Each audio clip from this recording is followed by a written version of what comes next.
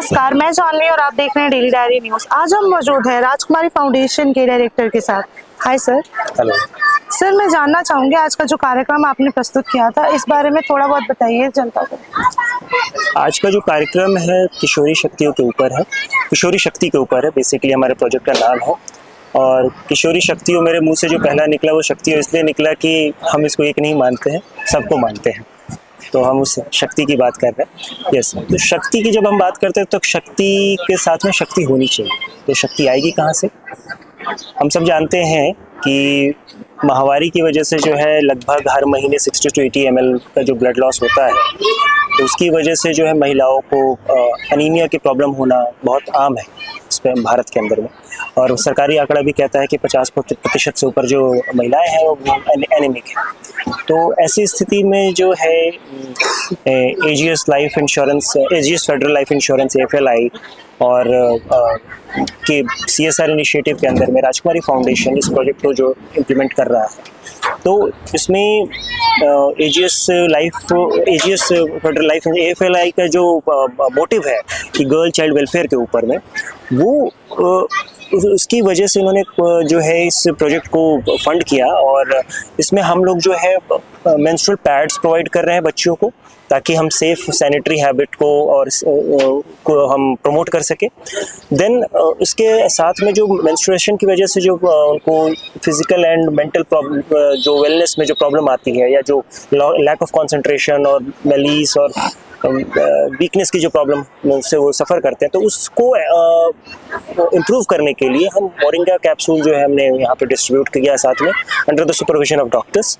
And health checkup camp हुआ पहले, और देन उसके साथ में देन मल्टीवाइटामिन कैप्सूल्स भी हमने डिस्ट्रीब्यूट कराए हैं। अलॉन्ग विद दैट हमने एक कॉन्सेप्ट इंट्रोड्यूस किया है, दैट इज सी साइकिल, जो कि वेल नोन कॉन्सेप्ट है, बट हम उसको पहली बार हम इसको यहाँ पे हम लोग इस प्रोजेक्ट के अंदर कर रहे हैं। जो सेडेंटरी लाइफस्टाइल है आज के टाइम पे, उसको हम जानते हैं कि PCOD PCOS की प्रॉब्लम कितनी ज़्यादा बढ़ गई है पहले के मुकाबले। तो उस प्रॉब्लम को कहीं ना कहीं इस इम्प्रूव करने में, जो रिप्रोडक्टिव वेलनेस है उसको इम्प्रूव करने की दिशा में सीड साइकिल काफ़ी कारगर साबित हो रहा है। तो ऐसे में जो 4 सीड्स हैं, फ्लैक्स सीड्स हैं, सीसम सीड है, पंपकिन सीड्स हैं, सनफ्लावर सीड्स हैं, ईस्ट्रोजन एंड प्रोजेस्टेरॉन को बैलेंस करने के लिए थ्रू आउट साइकिल जो है उसके बारे में हमारे डॉक्टर्स की टीम ने लोगों को अवेयर किया, बच्चों को अवेयर किया कि कौन सी सीड को कब लेना है, पहले 15 दिन में कौन सी लेना है, बाकी के 15 दिन में कौन सी लेने हैं, उसके बारे में अवेयर किया है उन्होंने। और उसके साथ में ये सीड्स भी डिस्ट्रीब्यूट किए गए।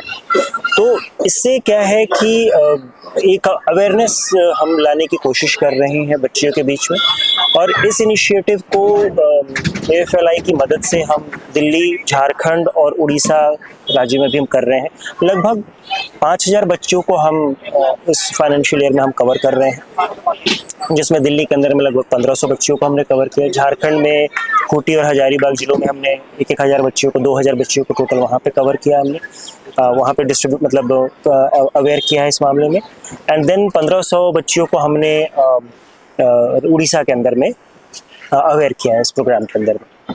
तो हम सर, आप सिर्फ हेल्थ पे काम करते हैं? जैसे आपने बताया राजकुमारी नाम से समझ ही आता है कि ये फाउंडेशन लड़कियों के लिए ही वर्क करती होगी ज़्यादा से ज़्यादा, आई थिंक। ठीक है, तो मैं जानना चाहती हूँ कि लड़कियों की हेल्थ को लेके ही या उनकी एजुकेशन को लेके भी आप लोग आगे बात उसमें मतलब कोई प्रोग्राम करना चाहेंगे या करते हैं?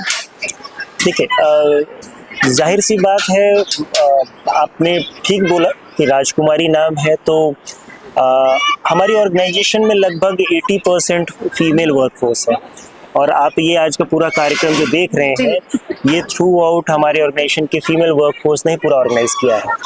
तो kudos to them. And definitely देखिए, जहाँ तक ऑर्गेनाइजेशन मतलब किसी चीज़ को ऑर्गेनाइज करने की बात आती है, मैं थोड़ा प्रोग्राम मैनेजमेंट के ऊपर आता हूँ। तो प्रोग्राम मैनेजमेंट में अब ज़्यादातर हमारे दिमाग में यही चलता है कि चूँकि हमारी सोसाइटी थोड़ी मेल डोमिनेटेड सोसाइटी है, तो घर के बाहर जो है ज़्यादातर वर्क प्लेसेस में हम मेल को ही देखते हैं कि वो डिसीजन मेकिंग पोजीशन पे हैं, प्रोजेक्ट मैनेजमेंट वाली पोजीशन पे हैं, तो ज़्यादातर हमारा दिमाग वैसे ही रहता है। बट हम भूल जाते हैं कि हम प्रोजेक्ट मैनेजमेंट सीख के आते कहाँ से हैं? आपको पता है कहाँ से सीख के आते हैं?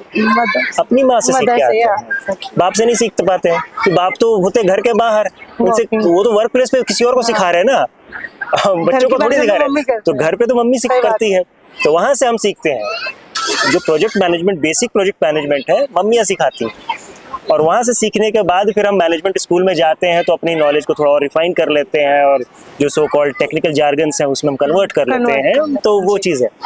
तो ये है, तो मेरे कहने का मतलब है कि जो मैनेजमेंट स्किल्स तो हम घर से ही लेके आ रहे हैं, मदर से लेके आ रहे हैं, सिस्टर से लेके आ रहे हैं, और वो भी ऑलरेडी वो सीखी हुई है, तो हमें कुछ उनको नया बताने की जरूरत नहीं है। ठीक है, now coming to your question कि फाउंडेशन का, देखिए फाउंडेशन ज़्यादातर हम हेल्थ प्रोजेक्ट्स पे काम करते हैं, जिसमें लार्जली हम बच्चे और फीमेल के साथ में काम करते हैं। यस, जहाँ तक राजकुमारी की बात है, it is dedicated to our first health minister Rajkumari Amrit Kaur, तो थोड़ा हम उनके नाम से प्रेरित है, राजकुमारी फाउंडेशन नाम रखा हुआ है। एंड देन यस, जो इस चीज़ को जब हम आगे जो और दूसरे प्रोजेक्ट्स की बात करें हम, तो जैसे फाउंडेशन जो है टेलीमेडिसिन सेंटर्स रूरल एरिया में चलाती है, प्लस अपना मदर एंड चाइल्ड हेल्थ के क्वालिटी असेसमेंट के ऊपर काम करती है, मेल न्यूट्रिशन के ऊपर हम काफ़ी फ्लैगशिप प्रोग्राम्स चलाते हैं, तो इस तरीके के प्रोजेक्ट्स हम लोग करते रहते हैं। ठीक है सर, बहुत अच्छा लगा आपसे मिलके, और आप अच्छा काम कर रहे हैं। बस आज के लिए इतना ही, और ये देखते रहिए डेली लाइव न्यूज़।